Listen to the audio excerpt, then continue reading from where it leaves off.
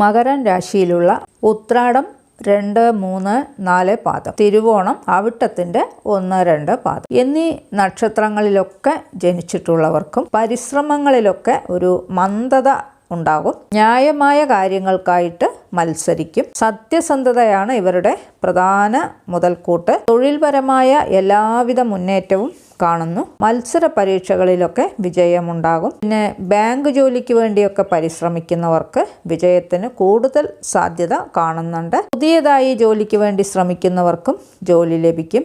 ജോലിയിൽ ചില പ്രശ്നങ്ങളെയും കഷ്ടതകളെയും ഒക്കെ നേരിടേണ്ടതായിട്ട് വരും. മാസത്തിൻ്റെ തുടക്കത്തിൽ സർക്കാർ നിമിത്തമോ പിതാവ് നിമിത്തമോ അല്ലെങ്കിൽ തുല്യരായവരിൽ നിന്നോ ഒക്കെ ചില പ്രശ്നങ്ങളെ അഭിമുഖീകരിക്കേണ്ടതായിട്ട് വരും. മറവി മൂലമുണ്ടാകുന്ന പ്രശ്നങ്ങളും അനുഭവിക്കേണ്ടതായിട്ട് വരും. ഭൂമി സംബന്ധമായിട്ടുള്ള നേട്ടങ്ങൾ ഉണ്ടാകാനുള്ള യോഗമൊക്കെ കാണും.